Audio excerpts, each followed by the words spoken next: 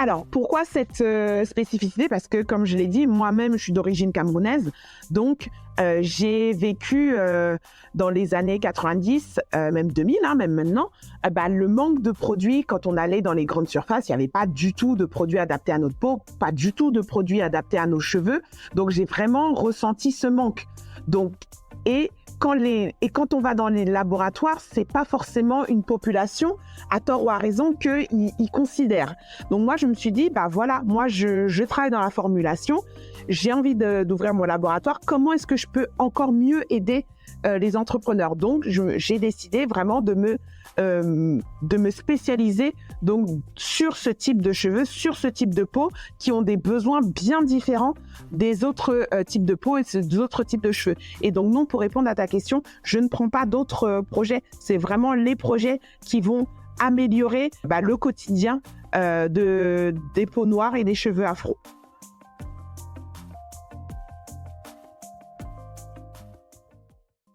Bienvenue dans ce nouvel épisode du podcast Africa Fashion Tour. Je vous emmène avec moi à la rencontre de créateurs basés sur le continent africain. Je vous invite à voyager à Abidjan, Dakar ou Bamako pour découvrir les parcours de professionnels talentueux, responsables et ambitieux. Au fil des interviews, je me rends compte que chaque entrepreneur veut contribuer au rayonnement de la créativité africaine sur le continent et au-delà. Ce podcast est un moyen de sortir des clichés du boubou et du wax pour présenter un éventail de tissus, de savoir-faire et de créativité trop souvent sous-représentés. Je suis Ramata Diallo, je suis professeure de marketing dans des écoles de mode parisiennes et je suis également consultante spécialisée dans l'accompagnement de porteurs de projets qui veulent lancer leur marque de mode. En 2017, j'ai assisté à ma première Fashion Week en Afrique et depuis, je voyage régulièrement sur le continent pour aller à la rencontre de ceux qui font la mode en Afrique. Le podcast est le moyen que j'ai trouvé pour partager au plus grand nombre une autre vision de la mode africaine. Aujourd'hui, je suis en compagnie d'Olivia Paul. Olivia est la fondatrice de Brown Skin Beauty. Elle est ingénieure chimiste de formation. Elle a créé un laboratoire de formulation de produits de beauté et de soins spécialisé pour la peau et les cheveux de personnes noires et métissées. Je l'ai invitée aujourd'hui pour qu'elle puisse nous parler de la création de ce laboratoire et nous parler également de son travail au quotidien avec des marques de beauté. Bienvenue Olivia, comment vas-tu? Très bien, et toi, Mamata, ravie d'être là et de participer à ce podcast. Écoute, c'est moi qui suis ravie. Je suis contente que tu aies accepté mon invitation. Je vais très bien. On va pouvoir en savoir plus sur toi. Je crois que c'est la première fois que j'ai un ingénieur chimiste au micro. Du coup, voilà, je n'ai pas peur. Je pense que ça va être une expérience intéressante.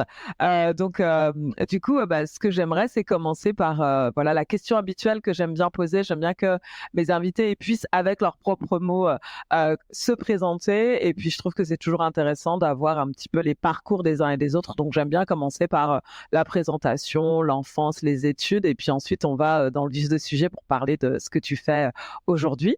Donc, écoute, voilà, je vais te demander de te présenter, s'il te plaît. Avec grand plaisir. Donc, comme tu l'as dit, je m'appelle Olivia Paul. Donc, je suis la fondatrice de Brown Skin Beauty. Donc, c'est un laboratoire de formulation cosmétique dédié à la peau noire et aux cheveux afro. Donc, moi, ça fait... ça remonte. Ça fait plus de 13 ans, parce que j'étais diplômée en 2010. Donc, comme tu l'as dit, je suis ingénieure de formation, donc ingénieure chimiste. Donc, depuis bientôt 14 ans. En termes d'études, j'ai fait, on va dire, le parcours classique qu'on attend d'un ingénieur. Donc, après un bac S, 2 ans de prépa dans une école, dans une prépa parisienne. Puis après 3 ans d'école de chimie à l'ESCOM, donc c'est l'école supérieure de chimie organique et minérale. Et voilà, un petit ingénieur chimiste sur le marché, toujours passionné de cosmétiques. Donc, j'ai pu faire mon stage à Chanel en prospective teint et donc ça m'a vraiment confortée dans l'idée que c'était dans ce domaine-là que je voulais travailler. Et donc, après donc ce stage, j'ai pu travailler dans différentes entreprises, que ce soit en produits finis, donc ce sont des marques qui sont directement sur le marché, ou dans des entreprises aussi de matières premières, donc qui créent des matières premières qu'on va utiliser au laboratoire. Et donc après ces différentes expériences, j'ai atterri à Aromazone. Donc pour ceux qui connaissent pas, on va dire, c'est la grande marque qui permet de faire du do it yourself, donc de proposer des matières premières cosmétiques pour que chacun puisse créer ses propres cosmétiques à la maison. Donc moi, j'ai pu travailler dans cette entreprise pour justement aider les personnes à vraiment cadrer quand même le do it yourself, leur apprendre les bases de la formulation cosmétique. Et à travers cette expérience, je me suis rendu compte qu'il y avait énormément je m'en étais déjà rendu compte avant, parce que étant moi-même noire, j'ai vu qu'il n'y avait pas beaucoup de marques sur le marché. Et les personnes se plaignaient de ne pas avoir de marque, de ne pas avoir d'informations sur toute cette partie de la population. Et donc, j'ai décidé de créer, donc en 2020, juste avant le Covid, donc mon laboratoire, donc qui est vraiment dédié à l'accompagnement des personnes qui souhaitent se lancer sur le marché de la beauté ethnique. Donc voilà. Très bien, merci pour cette présentation très claire. On sent le profil scientifique chimiste rigoureux. Il n'y a pas, il y a pas d'hésitation, tout est clair. Donc, moi, j'ai envie de revenir un petit peu sur tes études de chimiste. Oui. Dès le départ, tu étais... alors, du coup, j'y connais rien. Je vais poser peut-être des questions très naïves, mais est-ce que dès le départ, dans les études que tu fais, tu t'orientes vers la cosmétique, les produits de beauté, ou il y a d'abord un espèce de tronc commun assez large où ça peut, ça peut être finalement pas forcément lié aux produits de la beauté? Comment ça se passe, le choix d'une spécialisation vers les cosmétiques, en fait, quand tu fais des études d'ingénieur chimiste? Alors moi, oui, j'ai cette double casquette. Moi, dès le collège, j'ai toujours su que je voulais travailler dans la cosmétique.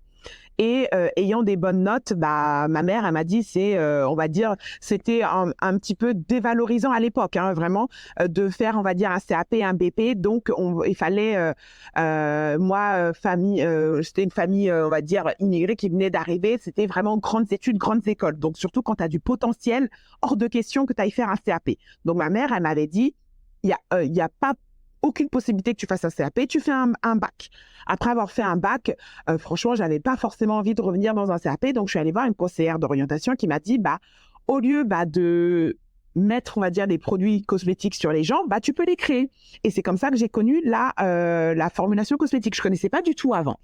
Et donc, elle m'a orientée en disant, voilà, tu peux être ingénieur chimiste, et après, tu vas pouvoir travailler dans les laboratoires. Et en fait, à l'époque, c'est soit on était ingénieur chimiste, on va dire, un peu généraliste, et après, on essaye à travers les stages, les emplois de se perfectionner en formulation cosmétique, ou il y avait des écoles qui étaient un peu spécialisées directement là-dedans. J'aurais pu prendre une école spécialisée, mais j'avais un peu peur d'être dans un moule, d'être cantonnée dans un moule, et si on trouve pas de travail, de pas pouvoir élargir les perspectives. Donc moi, j'ai choisi d'aller dans une école de chimie généraliste.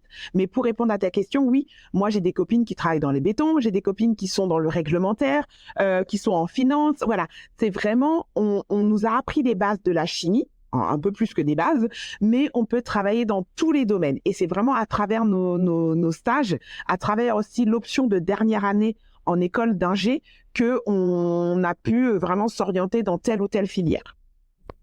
Ok, super. C'est intéressant en tout cas que tu partages cet exemple, parce qu'il y a beaucoup d'exemples en fait de personnes, quand elles racontent un peu leur choix d'orientation, elles vont dire, voilà, j'ai rencontré une personne en alternance, une conseillère d'orientation qui m'a pas orientée de la bonne façon, et toi pour le coup non. Ça a été voilà, pour le coup, elle m'a très bien orientée, et voilà, j'ai vraiment fait à la lettre presque ce qu'elle m'a conseillé. Ok, super. Donc, c'est intéressant en tout cas que tu dises que voilà, tu fais un stage chez Chanel, tu travailles toujours dans les cosmétiques pour différentes entreprises, et puis tu atterris chez Aromazone avec cette tendance très forte du do-it-yourself. Oui. Toi, est-ce qu'à un moment donné, tu te dis, je vais créer ma marque?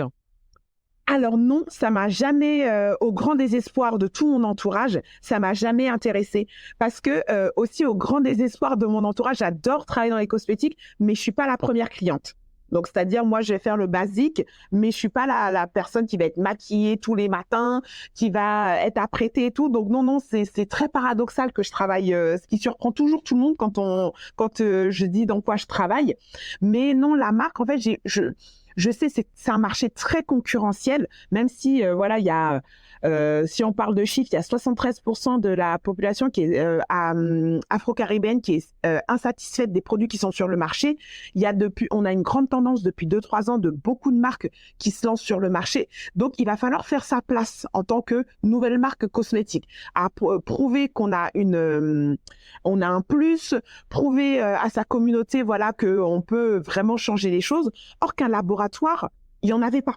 Vraiment, il n'y avait pas de laboratoire vraiment dédié à cette population. Et je me suis dit, au lieu de créer ma marque, je vais aider les autres à créer leur marque.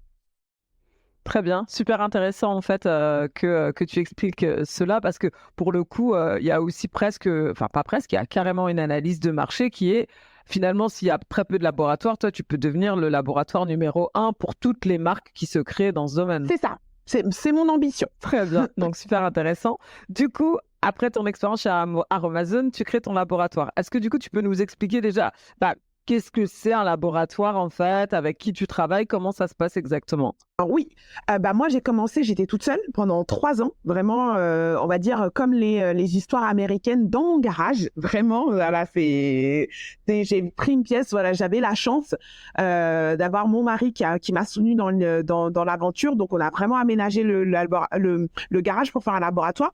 Un laboratoire, ça va être un espace vraiment dédié à la création des produits, où il n'y a pas besoin d'avoir au début un matériel qui coûte 100 000 euros. Non, il suffit voilà d'avoir une étuve, des petits matériels, un petit mélangeur, un espace de stockage, voilà, vraiment. Mais ce qui est important, c'est vraiment d'avoir un espace dédié à ça pour vraiment respecter toutes les règles BPF. Et dès qu'on a cet espace-là, on peut créer les produits pour les clients, 1 client, 2 clients, 3 clients. Maintenant, j'accompagne plus d'une 50aine de clients. Et donc, j'ai mon équipe. Là, j'ai déménagé depuis 1 an et demi. J'ai un local pour pouvoir justement accueillir mon équipe et accueillir mes clients. Donc, je me souviens plus le reste de ta question. Je suis désolée. Je ne sais pas si j'ai répondu entièrement. Tu as répondu entièrement, c'était ça. À un moment donné, tu as parlé de respect de normes, je crois. Tu as parlé de BPF, je ne sais pas si c'est le bon sigle. Est-ce que tu peux expliquer ce que c'est? BPF, c'est les bonnes pratiques de fabrication. Donc, à la différence du do-it-yourself, donc quand on fait du do-it-yourself, on le fait pour soi. Donc, clairement, on peut le faire dans sa cuisine, il n'y a pas de souci.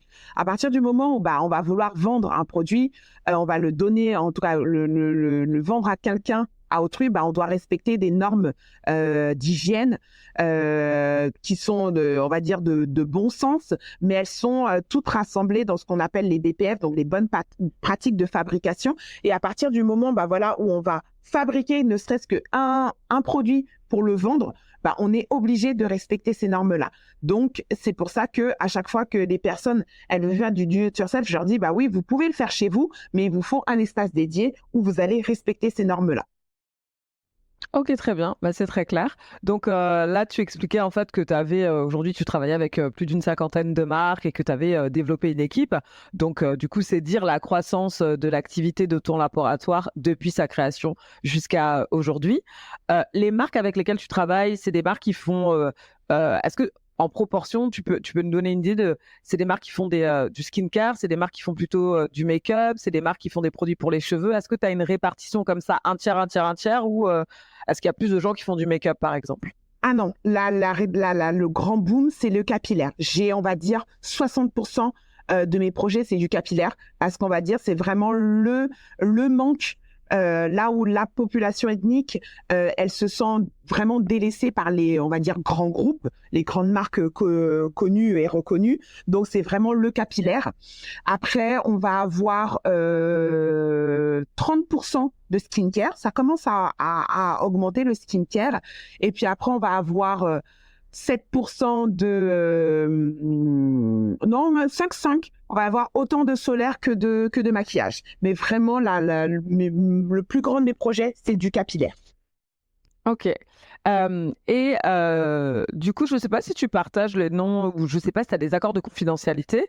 Est-ce que toi, aujourd'hui, tu partages les noms des marques avec lesquelles tu travailles ou est-ce que, pour nous raconter, moi, ce que j'aimerais, c'est que tu puisses, alors, en prenant un exemple de marque ou pas, mais raconter quelles sont les étapes, en fait, à demain, admettons, moi, je veux créer ma marque, quelles sont les étapes par lesquelles je dois passer et combien de temps ça prend de formuler un produit avant de le commercialiser? Alors oui, non, il y a certaines marques, oui, où j'ai des accords de confidentialité. Il y en a d'autres où il y a aucun problème. On va peut-être prendre la marque, celle qui va peut-être être un peu plus connue par tout le monde, c'est celle de Solkem. C'est une marque de sérum teinté, aussi bizarre que ça puisse paraître. C'est une des rares marques de maquillage que j'ai fait, mais qui cartonne en ce moment. Donc, pour créer un produit, il faut compter à environ 1 an de développement. Donc, c'est très, très long. On se lève pas un matin comme ça et on se dit, le lendemain, on aura sa marque. Non, il faut compter à peu près, voilà, comme je dis, 1 an.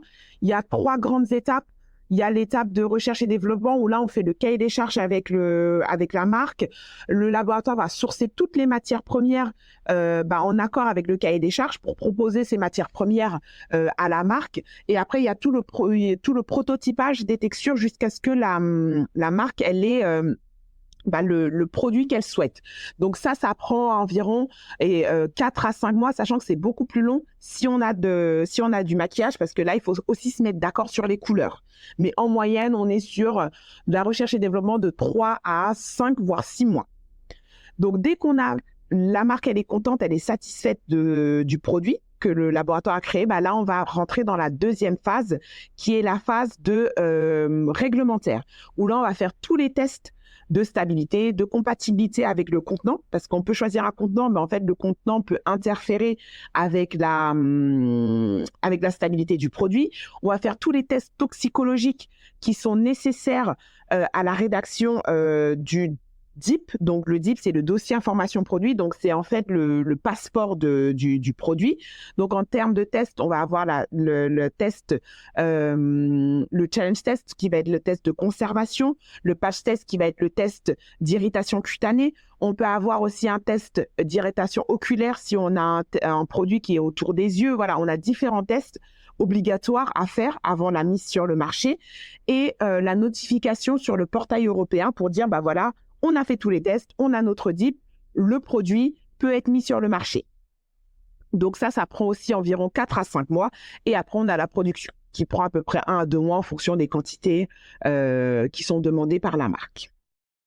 Très bien, c'est important que tu précises ça parce que c'est vrai qu'on ne se rend pas toujours compte du temps qui est nécessaire pour pouvoir commercialiser un nouveau produit. Et en termes de budget et en termes de minimum de quantité, parce que ce qui peut en fait clairement impacter quand je fais un business plan et que j'ai envie de lancer une marque, de cosmétiques, de beauté ou de skincare, j'imagine qu'il faut prévoir un certain budget et qu'il y a peut-être des minimums de quantité. Donc toi, qu'est-ce que tu peux nous partager par rapport à ça? Alors moi, j'ai pas de minimum de quantité quand je fais de la production. Donc, c'est-à-dire que dans certains labos, ils vont dire, voilà, il faut 500 unités, 1000 unités. Moi, non, le porteur de projet peut totalement commencer sa production avec 10, 20, 50 ou 100 unités. Après, c'est vrai que avoir investi autant d'argent et ne faire que 10 unités, ça veut dire qu'on ne croit pas forcément à son projet. Donc, généralement, je conseille toujours aux porteurs de projet de commencer au moins avec 50 unités. Mais voilà, moi, dans mon laboratoire, on va dire, il n'y a pas de minimum de commande. Ok. Et pourquoi est-ce que parce que je pense que ça doit être une particularité très spécifique de pas avoir de minimum de quantité, alors que la plupart des laboratoires, pour assurer leur activité, en fait, ils établissent des minimums de quantité, mais c'est pour être sûr de faire tourner leur laboratoire, j'imagine. Pourquoi est-ce que toi tu fais le choix de pas en fait imposer de minimum aux entrepreneurs et porteurs de projets qui viennent te voir? Parce que en fait, vraiment, j'ai pas envie qu'ils aient investi autant d'argent et que ça soit la production qui les freine pour lancer leur marque. Je sais que c'est un investissement financier, c'est un projet qui porte dans leur cœur depuis 1, 2, voire 10 ans. Donc voilà, moi j'ai vraiment envie de les accompagner, de les aider pour que voilà, ils puissent se dire bah voilà, je fais une production de 50, ça fonctionne, je fais une production de 100 et qu'ils puissent augmenter leur quantité de production petit à petit et que ça soit pas un frein en disant bah voilà, moi je fais 1000, je suis pas sûre de les vendre, j'ai pas l'argent pour le financer et donc je m'arrête là et je fais pas mon projet. Donc non, ils font leur projet, ils vendent et voilà, comme je le dis souvent, tout le mal que je leur souhaite, bah, c'est qu'après, bah, ils aillent taper aux portes de ces grands groupes et qu'ils puissent dire, bah voilà, maintenant, moi, j'ai les capacités de pouvoir vous commander les 1000 unités. Très bien, OK, je comprends. Donc il y a vraiment un côté, comment dire, je vais pas dire laboratoire bienveillant, bienfaiteur, mais en tout cas, tu as une dimension d'accompagnement qui permet à certains projets de voir le jour, alors que s'ils avaient frappé à la porte d'autres laboratoires, clairement, ils n'auraient pas pu aller au bout de leur idée. Exactement, oui. Et du coup, tu parles de, voilà, moi, ces entrepreneurs-là, quand ils se lancent, je veux, comment dire? Je veux pouvoir les accompagner, surtout qu'ils ont, investi un certain montant. Est-ce que tu peux te partager des idées de budget, de ce que ça peut représenter, bah, pour pouvoir faire une formulation? Voilà, c'est quoi les budgets qu'il faut prévoir pour pouvoir se lancer? Alors, en termes de budget, moi, je parle uniquement de la partie formulatoire, création de produits, parce qu'après, à cela, il faut rajouter la communication, le marketing, voilà, vraiment purement formulatoire. Il faut compter à peu près entre 5 à 10 000 euros ça va par produit qu'on souhaite créer. C'est une fourchette bien large, mais voilà, ça permet de se projeter, en fait. OK, très bien. Et donc là, ces montants-là, ce qu'il faut se dire, c'est quand je veux créer une gamme complète et que je veux, bah, du coup, il faut que je multiplie d'autant plus ce montant-là puisque, voilà, la gamme complète suppose qu'à chaque fois, je fais une formulation spécifique pour chacun des produits, que je veux proposer. Exactement, c'est pour ça que nous, on a mis en place différentes formules aussi qui permettent de diminuer les coûts. On a aussi la correction de formule où c'est la personne qui vient, elle a déjà commencé à travailler sur son produit, donc nous, on a juste à le corriger. Donc, on n'a plus tout le travail de recherche à faire, donc ça diminue les coûts. On a aussi la marque blanche où c'est des formules sur catalogue où la personne, elle vient, elle a juste à mettre son étiquette et si elle le souhaite, elle peut le personnaliser, mais ça diminue aussi les coûts. OK, très bien. Donc toi, tu as vraiment une volonté dans la manière dont tu travailles de mettre à disposition comment dire, un certain nombre d'opportunités, de possibilités à des porteurs de projets pour que chacun, selon la situation où il puisse trouver une solution qui lui permette de mettre son produit sur le marché. Exactement. Exactement. Donc, c'est vraiment avec chacun et son budget, se dire, bah voilà, si le rêve de l'entrepreneur, c'est vraiment de se lancer dans l'univers cosmétique, bah, en fonction de son budget, et bah, il va pouvoir trouver une solution pour se lancer. OK. Et toi, tu y retrouves, ton compte, parce que ces différentes options-là, quelque part, par rapport à ce que peuvent demander des plus gros laboratoires, plus anciens, avec des minimums de quantité de 500 pièces, bah, toi, ça te fait potentiellement peut-être un revenu inférieur. Le fait que tu proposes toutes ces options-là, bah, finalement, qui sont moins chères, est-ce que toi, ça a pas un impact en termes de, potentiel de, chiffre d'affaires que tu pourrais avoir par rapport à ton business? Bah si, forcément, bah, j'aurais pas la même croissance que les grands groupes, mais je pourrais me dire, j'ai accompagné plus d'entrepreneurs. Mais oui, effectivement, c'est un choix stratégique, un choix financier qu'il faut voir si je vais pouvoir le tenir à long terme. OK, très bien. Mais après, il y a aussi l'idée que toutes ces petites marques-là, elles vont devenir grandes et potentiellement, si elles continuent à travailler avec toi, demain, elles auront potentiellement des volumes plus importants à te passer. Exactement, oui. Sachant que là, on parle au début, on vient te voir pour faire la formulation, pour créer le produit. Après, est-ce que toi, tu assures la production en continu ou toi, on vient vraiment te voir au début et ensuite on passe vers, je ne sais pas, une usine de fabrication pour la production et la commercialisation? Non, moi, je peux assurer la production jusqu'à, on va dire, comme on disait, 500 000 unités jusqu'à ce que la marque, elle intéresse les plus gros volumes. Parce qu'après, justement, c'est pour ça que certains laboratoires demandent des minimums de commandes parce qu'après, on part sur un appareillage qui est beaucoup plus grand qu'il faut rentabiliser. Donc non, moi, je peux accompagner la marque jusqu'à ces 500 000 unités et après, elle peut aller voir d'autres labos pour des plus gros volumes. OK, très bien. Donc toi, en fait, dans la chaîne de valeur de la production cosmétique, c'est vraiment les marques en lancement. On attend avant qu'elles aient, on va dire, le contrat de distribution avec un Sephora, par exemple, qui fait qu'elles vont avoir des besoins en volume beaucoup plus importants. Et là, elles pourront plus continuer à travailler avec toi. Mais potentiellement, au début, en lancement, ça reste pendant voilà, peut-être les 2 premières années de lancement, voire les 3 premières années, ça peut être tout à fait pertinent de travailler en collaboration avec toi. Exactement, c'est exactement ça. C'est vraiment, moi, je suis là au début, au tout début de leur projet. Et comme je leur dis souvent, bah, tout le mal que je leur souhaite, c'est qu'elles puissent grandir et aller voir d'autres laboratoires. Après, moi aussi, peut-être qu'en grandissant avec ces marques-là, je vais peut-être aussi m'équiper pour pouvoir les accompagner encore plus longtemps. Très bien, voilà, c'est ce que j'allais y venir, mais tu réponds à la question qui allait venir. Je me suis dit, demain aussi, il peut y avoir, tu peux devenir aussi un grand laboratoire et suivre les marques de A à Z. Et est-ce que ça peut s'envisager en termes de développement, se dire, bon, bah, pour la production et la commercialisation et la distribution, je vais travailler avec un grand laboratoire, mais je reviens toujours vers Brown Skin Beauty pour la création et la formulation parce que tu as aussi cette expertise peau noire et métissée que d'autres laboratoires n'ont pas. Oui, et c'est tout à fait. Moi, je peux faire uniquement aussi que la création et après donner la formule, entre guillemets, à la marque pour qu'elle puisse la produire ailleurs et qu'on continue, en fait, à co-créer ensemble les différents produits de sa gamme et qu'elle aille après les faire produire ailleurs parce qu'elle sait directement qu'elle aura un gros volume de production à faire.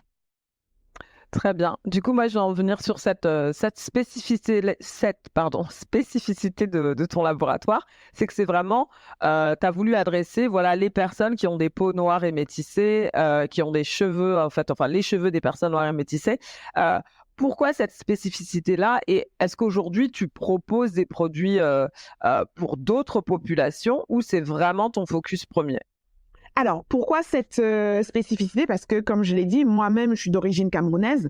Donc, j'ai vécu dans les années 90, même 2000, hein, même maintenant, le manque de produits. Quand on allait dans les grandes surfaces, il n'y avait pas du tout de produits adaptés à notre peau, pas du tout de produits adaptés à nos cheveux.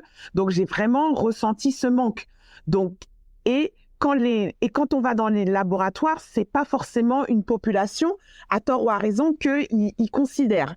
Donc moi, je me suis dit, bah voilà, moi, je travaille dans la formulation, j'ai envie d'ouvrir mon laboratoire. Comment est-ce que je peux encore mieux aider les entrepreneurs? Donc, j'ai décidé vraiment de me spécialiser donc sur ce type de cheveux, sur ce type de peau, qui ont des besoins bien différents des autres types de peau et des autres types de cheveux. Et donc, non, pour répondre à ta question, je ne prends pas d'autres projets. C'est vraiment les projets qui vont améliorer le quotidien des peaux noires et des cheveux afro.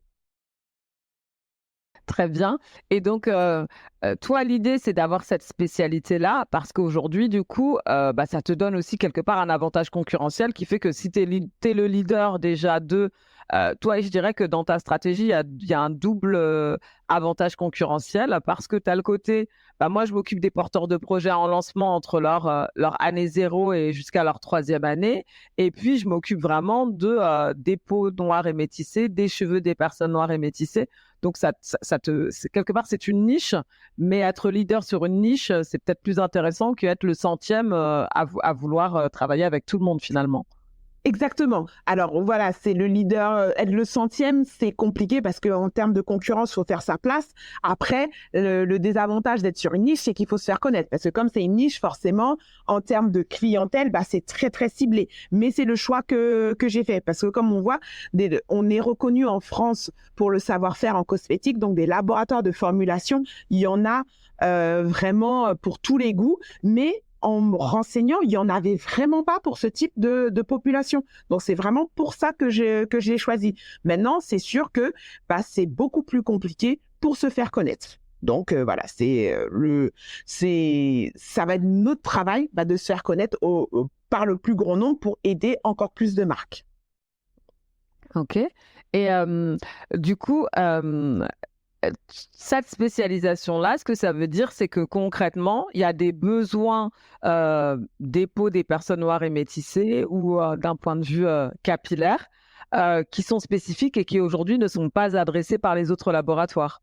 C'est ça. Si on va dire là, maintenant, les autres on va dire les autres marques connues, ils se rendent compte maintenant que la beauté ethnique, c'est une population qui consomme, qui a à prendre en compte, mais malheureusement, dans leur stratégie, c'est juste de mettre en avant une matière première, en avant dans les pubs télé, de mettre une personne de couleur et de se dire voilà, le produit va répondre aux besoins. Sauf que non, on sait que on va avoir des besoins en hyperpigmentation. Par exemple, rien que pour la peau, c'est l'hyperpigmentation qui va être le premier problème. Donc, il faut vraiment avoir une formulation qui est ciblée là-dessus. Pour le capillaire, on sait que ça va être le démêlage, ça va être l'hydratation et la nutrition. Donc, il faut vraiment des produits qui vont être vraiment adaptés. Donc, on peut pas juste dire j'ai mis cet ingrédient et donc ça peut répondre à tout le monde. Non, c'est vraiment des formulations bien spécifiques. Ok, très bien. Et du coup, toi, tu as fait, je sais pas, je dirais une étude de marché pour définir en fait les besoins spécifiques des peaux noires et métissées, des cheveux des personnes noires et métissées, pour te dire, voilà, en fait, moi, il faudrait que je propose ce type de produit-là. Il y a ces besoins-là qui sont pas adressés. Comment tu fais pour définir en fait les éléments sur lesquels tu dois travailler et du coup les formulations qui sont adaptées pour répondre à ces besoins? Alors, faire une étude de marché en tant que telle, j'en ai pas fait. On va dire vraiment en interrogeant pendant un certain temps, en fait, c'est en observant. Moi, j'ai vraiment, autour de moi, c'est que des personnes noires avec des cheveux afro. Donc, j'ai écouté leurs besoins. Moi-même, je sais quels besoins j'ai. J'ai une petite fille aussi. Je sais quels besoins elle a. Donc, je sais quels vont être les produits ou les attentes des consommateurs. Donc, c'est vraiment là-dessus que je me base. Et après, en accompagnant les marques, forcément, elles aussi, elles ont fait leur étude de marché. Toutes les marques reviennent à chaque fois avec les mêmes besoins, les mêmes demandes. Tous les porteurs, depuis 4 ans, c'est tout le temps la même chose qui revient. Donc, c'est pas, on va dire, une étude de marché en tant que telle où on a interrogé des personnes. Non, c'est vraiment en écoutant, en regardant ce qui se fait, en écoutant les remarques et surtout les incompréhensions, où là, je me dis, oui, c'est comme ça que je vais développer ce produit pour pouvoir améliorer le besoin. Ok, je comprends, c'est assez intéressant de voir comment, d'un côté, il y a ton expérience personnelle et de l'autre, finalement, comme tu reçois les demandes de différents porteurs de projets, quelque part, ton étude de marché, c'est l'analyse des besoins de tes clients, finalement, et qui va te permettre, à un moment donné, d'identifier que, il y a ce besoin récurrent. Et est-ce que dans les formulations, toi, tu vas utiliser, c'est vrai qu'on a nos recettes de grand-mère avec l'utilisation du karité, par exemple, ou l'utilisation vraiment de produits naturels qui viennent d'Afrique. Est-ce que ça, c'est des choses que tu utilises particulièrement ou pas forcément? Oui, parce que comme tu le dis, à chaque fois que quelqu'un vient, et la plupart du temps, elle sait déjà quel ingrédient, quelle matière première elle veut mettre. Et moi, c'est ça. Moi, je peux utiliser ces matières premières-là. Après, je travaille aussi beaucoup. J'essaye de travailler beaucoup avec les fournisseurs qui commencent aussi à se rendre compte qu'il faut qu'ils développent leurs matières premières aussi pour ce type de population. Donc vraiment, moi, je demande, je challenge les fournisseurs en leur disant, voilà, est-ce que vous avez ça? J'ai de plus en plus de demandes pour tel type de problématique. Est-ce que vous avez quelque chose qui peut répondre à cette problématique-là? Mais oui, on essaye d'associer toute la richesse de la pharmacopée afro-caribéenne avec les nouvelles technologies, les nouvelles innovations des fournisseurs. Très bien, super intéressant de voir comment, du coup, toi, dans ton travail, il y a un travail finalement de pédagogie et d'éducation de l'industrie pour les challenger à adresser un besoin qu'ils n'adressaient pas jusqu'ici et donc aller chercher finalement des produits qu'ils n'utilisaient pas jusqu'ici. Exactement, c'est ça. C'est des produits, aller chercher des producteurs pour pouvoir sourcer ça, mais aussi de faire un travail aussi, le travail qu'ils font pour les peaux caucasiennes, essayer de faire ce même travail d'efficacité sur du cheveu crépus, sur de la peau de phototype 5-6, or qu'avant ils s'arrêtaient à 3-4. Voilà, c'est leur poser à chaque fois en leur disant, voilà, parce que quand ils viennent, ils me disent, voilà, on a cet ingrédient qui va être pour l'hyperpigmentation, mais je leur dis, mais oui, mais vous avez fait vos tests sur quel type de phototype? Oui, on l'a fait sur 4, mais c'est vrai qu'on a de plus en plus de demandes sur peau beaucoup plus foncée. Et à force d'avoir des demandes, ils commencent maintenant spontanément, ils vont aussi faire ce travail sur des phototypes beaucoup plus foncés. Donc, on aura vraiment une efficacité prouvée aussi pour ce type de peau. OK. Et du coup, là, tu parles de phototypes, tu parles de différents, en fait, facteurs qui permettent de classer les différents types de peau. Est-ce que tu peux expliquer un petit peu comment ça fonctionne, ces échelles de valeur, en fait? Oui, alors la peau, elle va être classée en 6 phototypes. On va avoir le phototype 1 qui va être la rousse, qui ne se rousse avec des taches de rousseur, qui ne supporte pas du tout le soleil, au phototype 6, qui est la personne qu'on appelle ébène, qui est très très noire, avec les cheveux noirs, la peau noire, et qui supporte très bien le soleil. Donc là, par exemple, la personne de phototype 1 va avoir une protection solaire, par exemple, de SPF 50+, la personne ébène qui va pouvoir supporter une protection solaire 20, 30 lui suffira amplement pour se protéger le soleil. Et on va avoir la personne méditerranéenne, la personne caucasienne, la personne un peu mate de peau. Voilà, on va classer les personnes vraiment de 1 à 6. Et on va avoir la même classification pour les cheveux, où cette fois-ci, les cheveux vont être classés en 4 types. Le type 1, c'est le raide. Le type 2, c'est le bouclé. Le type 3, c'est le frisé. Et le type 4, c'est le crépus. Et c'est comme ça qu'on va pouvoir classer les personnes en fonction de leur type de peau et de leur type de cheveux. OK, très bien. Et toi, par rapport à cette classification-là, ce qu'on a pu constater, c'est que, les laboratoires historiques, en fait, bien qu'il y ait cette classification avec tous les types de peau et tous les types de cheveux, eux, ils s'arrêtaient, ils faisaient la moitié du job, on va dire. Exactement. Historiquement, ils vont faire juste au phototype 3 qui correspond, on va dire, à l'européenne classique, caucasien, comme on dit. Un peu mat de peau, mais il faut qu'elle soit très, très claire. Donc, on ne va pas intégrer, par exemple, les maghrébines, parce que les maghrébines, elles sont plutôt phototype 4. Et en termes de cheveux, on allait du 1 au 2, donc juste le bouclé. Voilà. Fallait pas que ça soit trop frisé. Très bien. Et du coup, là, tu te rends compte que ces laboratoires-là, ils commencent à, spontanément, c'est ce que tu disais, s'intéresser à ces, comment dire? À toute cette partie de la population qui existe, hein, qui représente un marché important. Donc, toi, tu vois ça comment? Est-ce que tu te dis: «C'est une bonne chose, ça va être plus facile pour moi de travailler», ou est-ce que tu te dis: «Non, en fait, moi, j'ai commencé à faire le job, donc du coup, j'ai pas envie qu'eux me prennent, mon marché»? Non, c'est une bonne chose parce qu'il faut être honnête, je pourrais pas faire le job pour tout le monde. Voilà, au bout d'un moment, moi, avec mes petits bras, je pourrais pas. Et vaut mieux avoir de la diversité pour que chaque porteur de projet puisse aller voir le laboratoire qui correspond à ses valeurs, voilà, voilà, il y a une question de feeling aussi. Donc, moi, j'ai pas vocation à plaire à tout le monde, hein, c'est ce qui est normal. Donc, non, vaut mieux que, justement, les grands groupes, les fournisseurs, les laboratoires se rendent compte que cette partie de la population existe et qu'ils puissent avoir une diversité de produits, une diversité de création pour qu'ils puissent avoir une richesse et une multitude de produits sur le marché. Au contraire, au contraire. OK, très bien. Et l'idée presque, c'est que ce soit toi qui leur montre le chemin, presque qu'ils te sollicitent en tant que peut-être consultante experte, qui viennent les aider à développer Exactement. cette offre-là chez eux. Exactement, à comprendre les besoins, les spécificités pour que justement ils puissent créer au mieux des formules et des produits qui correspondent à ce type de peau et de cheveux. OK, très bien. Donc, toi, est-ce que, donc si on dit en ambition, comme tu es sur un laboratoire, il y a cette volonté où potentiellement, tu peux avoir un laboratoire plus grand qui va te permettre d'assurer des productions plus importantes. Est-ce qu'il y a, on a évoqué le fait éventuellement de créer une marque. Toi, tu as dit que c'était pas forcément quelque chose qui t'intéressait. C'était vraiment le côté, ingénieur chimiste, c'est quelque part, ça paraît logique et c'est bien que finalement, il y ait des gens qui créent des marques d'un côté, puis qu'il y ait des gens qui soient, à un autre niveau de la chaîne de valeur pour pouvoir apporter leur expertise.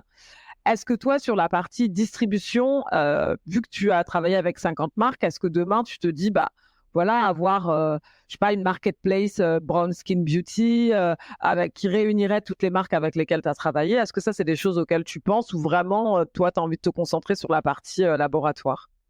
Pourquoi pas? Pourquoi pas? Parce que la distribution, c'est le nerf de la guerre aussi. C'est très compliqué pour c'est ce qu'on appelle les indie brands, qu'elles se développent que uniquement sur du digital, d'avoir des points de physique, de rentrer dans des points de vente. Tu parlais de Sephora, c'est très compliqué de rentrer à Sephora. Donc voilà.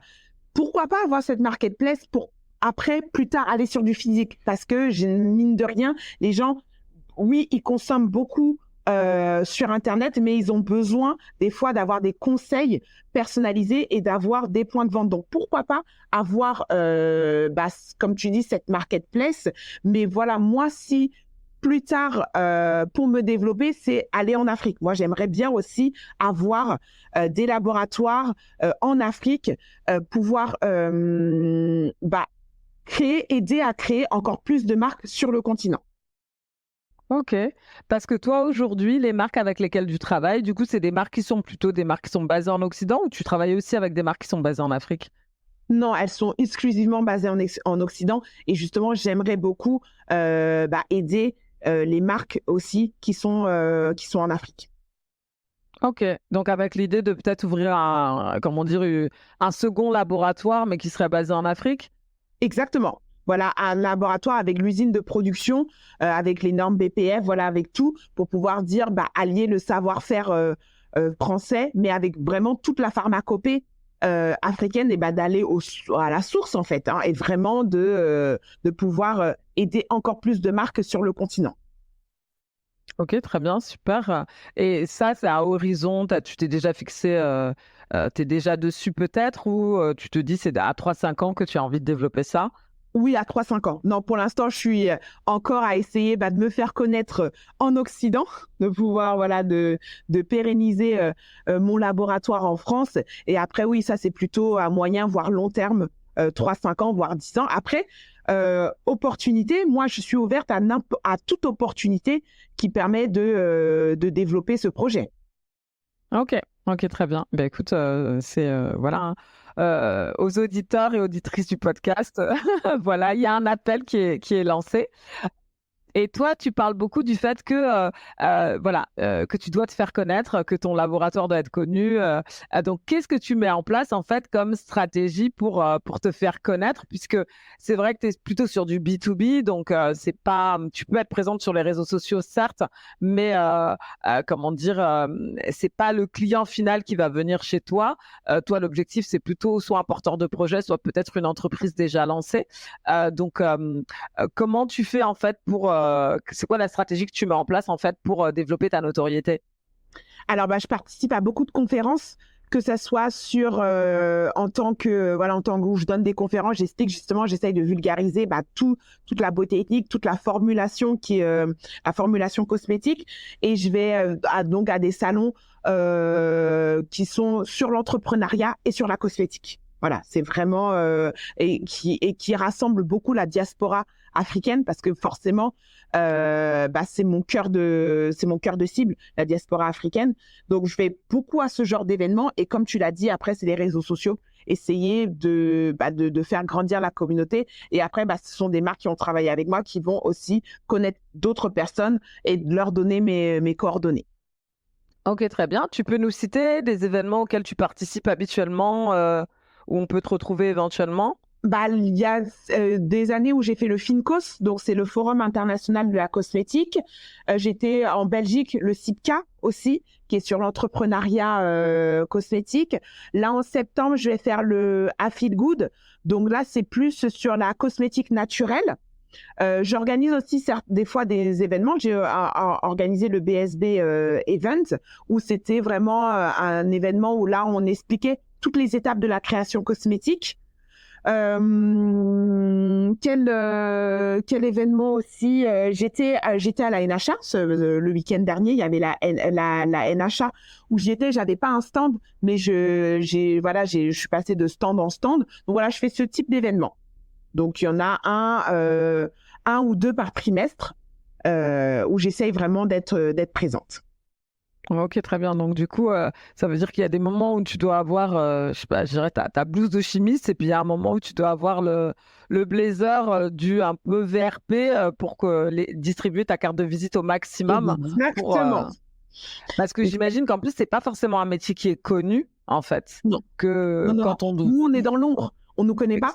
On ne sait pas que ça existe. Je ne sais pas comment les gens pensent que leurs produits sont faits, mais voilà, les formulateurs, généralement, comme en plus les marques, des fois, elles n'ont pas forcément envie qu'on sache avec quel laboratoire elles travaillent. Donc, c'est encore plus compliqué de faire sa place au soleil, entre guillemets. Ah ouais, non, c'est clair que c'est ouais, comme tu dis, quoi, vous êtes dans l'ombre, donc l'idée, c'est de effectivement, comme tu le fais, quoi, bâton de pèlerin et je fais le tour, des différents Exactement. événements pour se faire connaître et être, identifié comme, voilà, le laboratoire, de référence, tout en respectant ouais, des éléments de confidentialité parce qu'effectivement, il y Mhm. en a qui veulent surtout pas qu'on sache que, ils travaillent avec telle Exactement. ou telle personne, et puis toi, tu dois garantir aussi à chaque porteur de projet que la formulation que tu fais pour l'un, elle n'est pas la même que celle que tu fais pour Bah, l'autre et voilà, exactement. il y a vraiment une unicité à chaque fois. Euh, donc, toi, ce que tu évoquais, c'est que c'est vraiment sur la partie capillaire que tu te rendais compte qu'il y avait un enjeu qui était important et que tu avais beaucoup de porteurs de projets là-dessus, mais que finalement, côté skincare ou côté cosmétique, c'était un peu moins. Ça, tu l'expliques comment, en fait, ces différences-là? Alors, bah parce que en fait, les cheveux, on va dire l'hyperpigmentation, le premier problème donc de la peau, l'hyperpigmentation. On peut aller en pharmacie, il existe des traitements où voilà, on fait des traitements, on va voir le médecin en pharmacie et on va dire on peut trouver des produits. Mais pour les cheveux, c'est très compliqué. On sait que avant déjà les cheveux, on va dire afro crépus, c'était pas je vais pas dire des bons cheveux, mais c'était pas mis en valeur. Maintenant, on commence à avoir des rôles modèles à la télé, dans les médias. On commence à avoir des gens, des personnalités qui mettent leur afro en avant. On a le mouvement Nappy. Donc voilà, on va dire le cheveu, c'est devenu un faire-valoir. Mais on n'a pas de marque pour bien prendre soin de ses cheveux. Donc chacun ou chacune avait sa petite routine à la maison, essayer de faire comme ils pouvaient. Donc c'est pour ça en fait que les marques ont eu à cœur de mettre sur le marché des produits capillaires qui vont répondre à cette demande, à ce besoin. Et c'est pour ça qu'il y a il y a un boom de marques capillaires afro depuis ces 2 ans et il va y en avoir encore pour que chacune puisse trouver la marque qui lui correspond. Ok, très bien. Donc, toujours pareil, il y a ce côté business, en fait, potentiel de marché. Il n'y a pas de solution alternative pour le cheveu au niveau des produits capillaires, alors que finalement, il commence à y avoir voilà, des marques comme des Fenty Beauty qui, en termes de cosmétiques, vont proposer des choses qui peuvent s'adresser, comment dire, aux peaux noires. Donc, on peut toujours trouver une solution sur le cosmétique et le skincare, mais c'est vrai que sur le cheveu, pour le coup, on a besoin d'un produit spécifique. On ne peut Voilà. pas se dire que Quand on a besoin de démêlant, le produit qui est il faut que prévu. ça démêle. Quand on a besoin d'hydratation, il faut que ça C'est ça. hydrate. Voilà, on connaît, nous, quand on fait le wash day, qui, comme son nom l'indique, dure une journée, on a 15 000 produits. Voilà, on sait, on a notre routine, on sait ce qu'on attend à la fin de notre routine. Et le produit, on pourra le tester. Si au bout d'une fois, il ne nous convient pas, on n'y reviendra pas, en fait.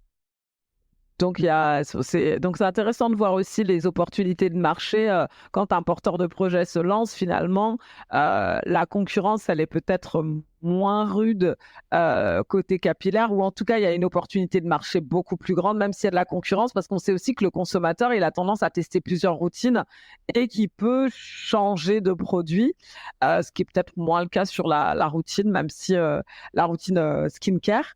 Mais en tout cas, c'est vrai qu'il y a un côté comme ça où on peut prendre toute une gamme d'une marque où en général, on a tendance à... on peut prendre du Pattern, on peut prendre du Secret de Loli, on peut prendre plusieurs produits différents selon sa nature de cheveux, en fait.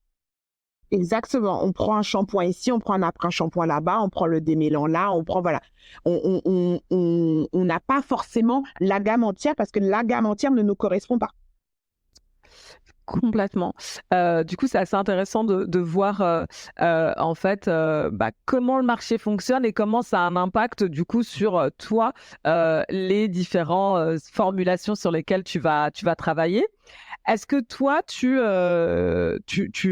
en fait, tu collectes les données par rapport comment dire, en gardant la confidentialité des marques, mais est-ce que parfois tu partages des rapports ou des datas sur ce que tu peux identifier comme soit comme besoin du marché, soit comme besoin des porteurs de projets? Parce que c'est vrai que ce qu'on peut déplorer par rapport, comment dire, aux personnes qui ont des peaux noires et métissées, c'est qu'on a, en France en tout cas, on n'a pas le droit de faire des statistiques. Donc du coup, il y a des informations, mais on n'a pas de chiffres, quoi. Donc, est-ce que toi, dans la mesure où voilà, tu t'es vraiment spécialisé là-dedans, est-ce que des fois tu fournis des rapports, tu ressors certains chiffres qui viennent en fait de l'analyse de tes clients? Non, parce que moi, je ne serais pas assez représentatif. On ne peut pas faire un rapport sur 50 personnes, en fait. Donc, moi, je vais avoir des tendances, mais par rapport à mes clients. Donc, voilà, j'ai les grands besoins, mais je ne pourrais pas dire que mes clients représentent toute la population.